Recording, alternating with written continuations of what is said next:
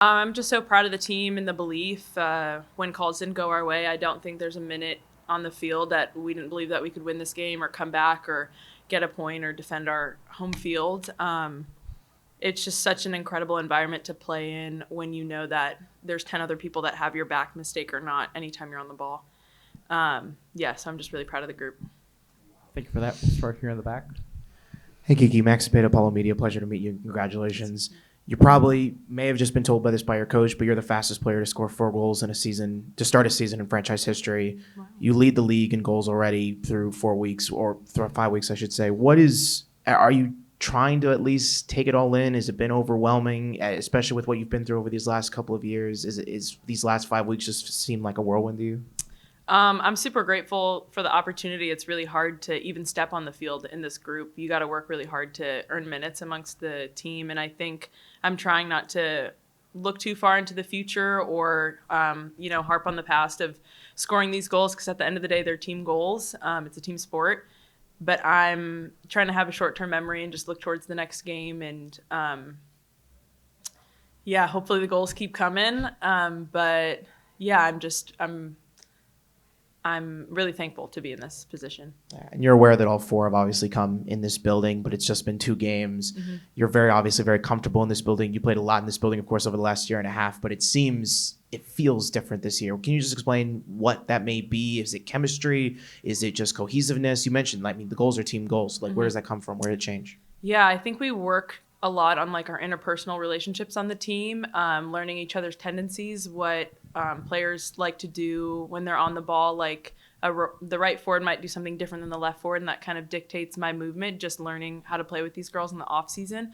But I think what feels different is I think I have some confidence. This is my 3rd year in the league. I had the pleasure of starting quite a few games last year, and I think you get confidence over repetition. So I think that's what I'm feeling a little bit this year. I think the chemistry in this group is so great, and I think we all have each other's backs, which is so rare. And last question, just going through social media before you came in the room, league-wide, this team is already getting recognized. City-wide, this team is getting recognized.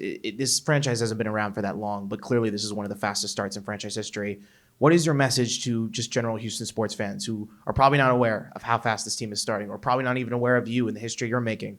What is your message to them of trying to drive up fan interest, trying to drive up fan support? Because clearly tonight was one of the most stunning, kind of thrilling victories this franchise has seen in a while.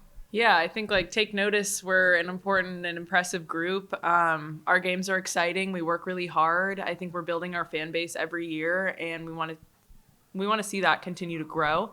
We'd love to fill the stadium and make it an even harder place to play. It's hard to play here with the heat and the humidity, and that's something that we kind of embrace.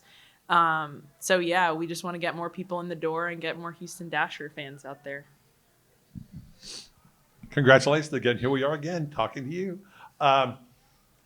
Couple things. First off, the penalty kicks. She's it was raining penalty kicks out there. Obviously, when y'all got them, you were happy. When they got them, you weren't upset. But what was the general aura of the team when that happens? And what did you do in the second half to kind of pump everybody up? I think we're cool, calm, and collected when we get scored on. We stick to the plan. We don't get frazzled. I think when the first one gave up and we went down 1-0, we were like, no problem. We plan on scoring more than 2 goals anyways. This changes nothing. So I think it's just a mentality piece and finding some strength in our game plan. So we just don't get rattled, I think, by the other team's goals or what they're doing, because we believe so strongly in what we're doing. Thank you. Fabrice said you are the number 9 for the team. How much adjusting you're typically used to the left wing, and how much adjusting have you had to make to play that striker position and be familiar with it and now just take it over pretty much? I played a little bit of 9 in my college days, so this is my first time playing it ever, but I love to be in and around the goal, so I think it's nothing that's too much of a shift for me, but I really like playing there, and I think playing there in front of Danny Colaprico and Maggie Graham, I think they're so dangerous on the ball and in the air that it makes a really fun position to play.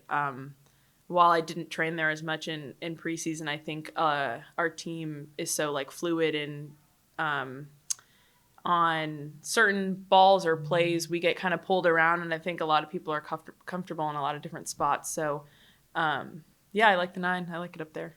You do like having fun up there at the 9, and you look very comfortable up there. And it was pretty obvious tonight. There was both your goals looked like you had to hold the ball up, and you were waiting for your teammates to join the play, and then you just made a decision, and boom, the ball's in the back of the net. Talk about how that defense was, how you saw that defense playing you and allowed you to have those opportunities. I think you kind of see a window as a forward to take an opportunity to take a shot, and that window is very small. And I think on those 2 goals, I saw those windows for like a half a second, decided to take them.